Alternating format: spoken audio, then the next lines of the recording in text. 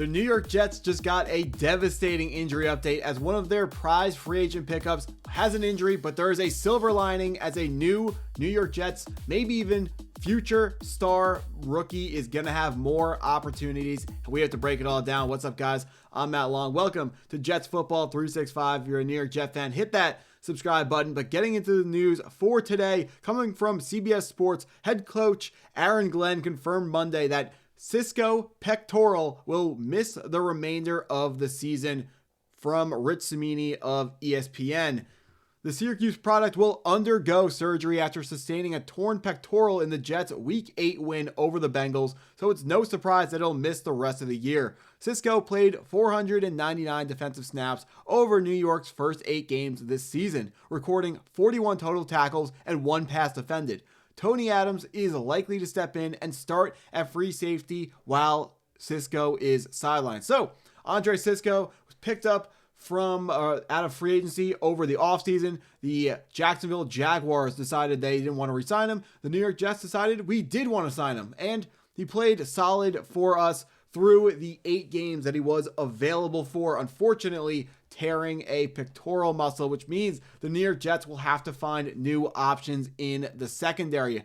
He's from Long Island just like me, so you hate to see that happen to the guy. But there are more options. As we can see from the depth chart, Tony Adams has been installed as the new starting free safety with the Andre Cisco injury, slotting in next to Sauce Gardner, Malachi Moore, Tony Adams, Brandon Steven, and Jarvis Brownlee Jr. as our starting nickelback. But Andre Cisco, him leaving the team for the rest of the year means we are not going to see those big hits that he is known for. He hasn't really done a whole lot with the New York Jets with like hit six wise, but if you watch this guy with the Jacksonville Jaguars, he was getting, let's just call them borderline legal hits. Got a lot of penalties too. Some of the hits were late. And you can maybe credit Aaron Glenn for toning down some of the hitting from Andre Cisco. But this is a guy that when wide receivers ran the ball or ran routes over the middle and put their hands up for the pass, they heard footsteps and knew Andre Cisco was behind them. It always made them think twice. And it sucks that our secondary is going to miss that physicality that, frankly, we need, because Sauce Gardner, while he's playing more physical this season,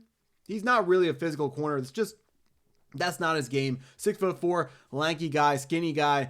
He's not really a super physical guy, but you know who is a physical guy is Brandon Stephens. Just a little stat here. Ever since, I believe it was week 2, Brandon Stephens is PFF's #1 ranked cornerback. So everyone clowned Darren Muji for that pickup. The Ravens fans were excited when Brandon Stephens was not on the Ravens, but he's doing really, really well, and Jet fans really are not giving Brandon Stephens the love that he deserves because he's playing really, really well. And he's one of the few guys who is signed to a multi-year contract to the New York Jets over this offseason. Darren Muji was very risk averse when he went out and signed the players that he did sign in free agency. Most guys got very small contracts and even fewer guys got multi-year contracts. Justin Fields was, of course, the headliner with the multi-year deal, but Brandon Stephens also got a 3-year deal that a lot of people regarded as a mistake, but he has been playing pretty well for the New York Jets, so just want to give him a little bit of a shout out. But that's not the guy that I want to highlight here. I know he is currently our starting strong safety is Malachi Moore, but Malachi Moore is a player that I loved coming out of Alabama and was so happy that the New York Jets spent a draft pick on him. And so far, it looks like they were absolutely correct to spend a 4th-round draft pick on this player. He is not only great on the football field, he's also great in the locker room, as he was a 2-time captain at Alabama, played on Alabama under Nick Saban. He was a nickelback, but then Saban moved him back to safety because he thought it would make him into a better NFL prospect. And hey, I don't care how good or bad of a prospect he was. Now he's no longer a prospect. He's a player now, and he's playing good football for the New York Jets. But if we look at what Malachi Moore did over his career at Alabama, in his senior season, he had 40 tackles. Well, he actually added a sack with 2 interceptions and 2 forced fumbles. So very well-rounded player. Sacks, forced fumbles, interceptions. He doesn't really hang his hat on that one thing. He's not a super crazy ball hawk or a super big hitter or, a blitz boy like Jamal Adams. But he's a very, very well-rounded player and someone who can add a whole lot to the New York Jets depth chart at the safety position. Malachi Moore is someone who is going to help us out, do whatever is necessary on that New York Jets back end. And I really think he can do more than just play strong safety. This is someone who can play free safety. He can play nickel back. He can, return to that position, play up near the line of scrimmage. As evidenced by those stats at Alabama, you can do a whole lot of things with Malachi Moore. We have to remember that our new defensive coordinator for now in Stephen Wilkes, they've been playing better so far, or in the last couple of weeks, after a lot of people came out and said that he should get fired.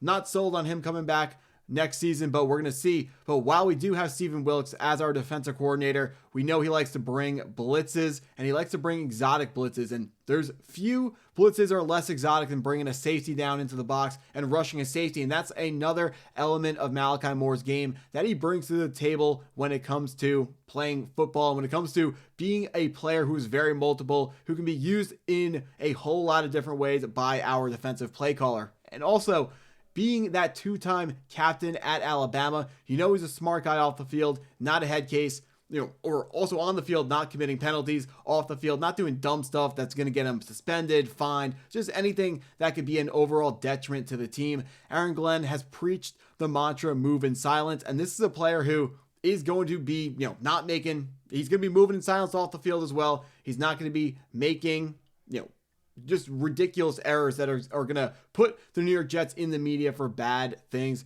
That has happened far too many times over the past couple seasons. The New York Jets have been in the media for just problems that are not on the field related, whether it's, a lot of it's Woody Johnson's fault. He does come out and say a whole lot of dumb things that give the media a whole lot to talk about, which is, I know what he wants to do, but Aaron Glenn wants to move in silence, doesn't want to give the media anything to talk about, and that's what Malachi Moore is going to help him do. He's a leader in the locker room who I really think, maybe I'm overselling a fourth-round pick a little bit, but I think this is a player that can really help the New York Jets, and someone that we can confidently build around long-term, at least when it comes to the safety position, which I understand, not the most important position on the football field, but fourth round, great value on a player like this. Very excited for what Malachi Moore can bring to the table going forwards. But just finishing us off with going back to the New York Jets depth chart.